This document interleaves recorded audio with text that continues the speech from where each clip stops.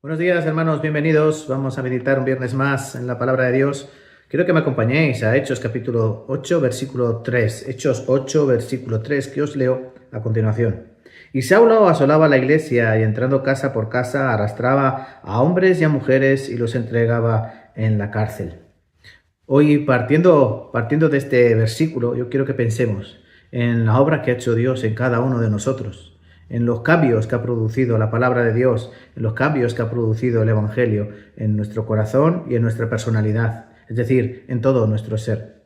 A lo largo de todas las Escrituras podemos ver y podemos aprender esos cambios en diferentes hombres. Por ejemplo, pensando en Moisés. Moisés era hijo de la hija del faraón, bueno, adoptado, podemos decir, y él vivía en palacio durante 40 años.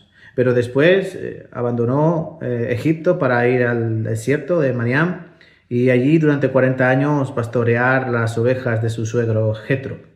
Es un cambio radical, ¿no? Del palacio al desierto, de las ropas suntuosas a vestido de pastor, se pueden imaginar, de perfumes y aloes a olor a bestia, animal.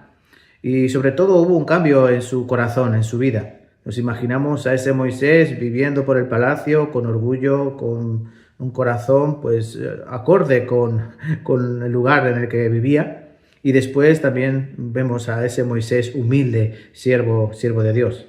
Otro cambio que podemos pensar, por ejemplo, Isaías, ¿no? Isaías capítulo 6, en esa conversión tan hermosa. En primer lugar, cuando Dios se manifiesta, Él dice, ¡ay de mí! ¿No? ¡Ay de mí que soy hombre de labios inmundos y que habito entre el pueblo que también es inmundo de labios! Pero después que un ángel toma un carbón encendido y toca sus labios, Él que dice, heme aquí, envíame a mí.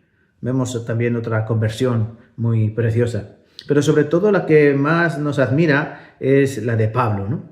Pablo es un hombre que, como dice aquí el versículo 3 del capítulo 8 que hemos leído de Hechos, dice que era un hombre que asolaba a la iglesia, es decir, la quería destruir y estaba poniendo todo su corazón en ello. Y entregaba, dice que entraba casa por casa y entregaba a los cristianos, a las autoridades, a la cárcel, casa por casa. ¿Se imaginan eso? Nos recuerda como en los tiempos de la Segunda Guerra Mundial, cuando los soldados de Hitler iban casa por casa sacando a los judíos para llevarlos a los guetos y después a los campos de concentración. Casa por casa. Y aquí Pablo no era menos fanático de su religión y casa por casa iba buscando a los cristianos genuinos. Pero sin embargo, gracias a Dios, hubo un cambio radical, hubo un cambio verdadero en su vida. Después podemos leer, por ejemplo, en el capítulo 9, versículo 20, dice, después de él ver a Cristo, quedarse 3 días ciego, llegar a Ananías y sanar esa ceguera. Dice así el versículo 20 del capítulo 9 de Hechos. Dice, y enseguida predicaba a Cristo en las sinagogas diciendo que este era el Hijo de Dios. Este era el comienzo, pero enseguida no esperó mucho para predicar a aquel al cual perseguía. Entonces, hermanos, la meditación de hoy la podemos enfocar en los cambios verdaderos, los cambios genuinos que hay en nuestras vidas. Y es lo que tenemos que evaluar, si verdaderamente Dios ha hecho un cambio en nosotros. No una remodelación, que no sea algo que nos ha quitado de pequeños vicios o pequeñas costumbres erradas o pecaminosas que teníamos antes, sino si verdaderamente Dios ha hecho un cambio radical en nuestra vida. Miren, hermanos, todo lo que no sea un cambio genuino es mera religiosidad. Y es muy peligrosa la religión. La religión mata.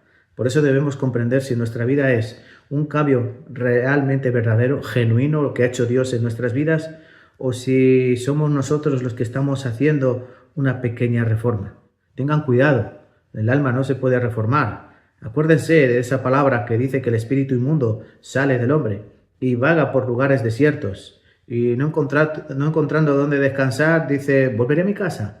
Y se la encuentra adornada, barrida y vacía. Eso es la religiosidad. Ese espíritu busca 7 peores que él, a morar en ese hombre, y el postrer estado viene a ser peor que el primero. Debemos reflexionar verdaderamente, hermanos, si en nosotros Dios ha hecho un cambio genuino, un cambio verdadero, o simplemente si estamos viviendo en una pantomima, en una mentira, y hemos cambiado simplemente apariencia externa y dentro de nosotros o dentro de cada uno de corazón sigue estando muerto en delitos y pecados. Esto es serio. La Biblia, todos los pasajes, todas las historias que nos enseñan son para nuestra enseñanza. Y esto es una advertencia. Los hombres que verdaderamente Dios cambia ya no vuelven a ser lo mismo. Ya no vuelven a ser lo mismo, sino que son una nueva criatura en Cristo Jesús. Entonces, hermanos, cada uno de nosotros debe verdaderamente analizar su vida y ver si Cristo les ha hecho una nueva criatura y hay evidencias de ello con una nueva vida.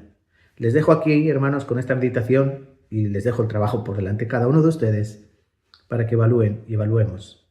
Y que Dios los bendiga grandemente. Y nos veremos la semana que viene, si Dios quiere. Hasta pronto.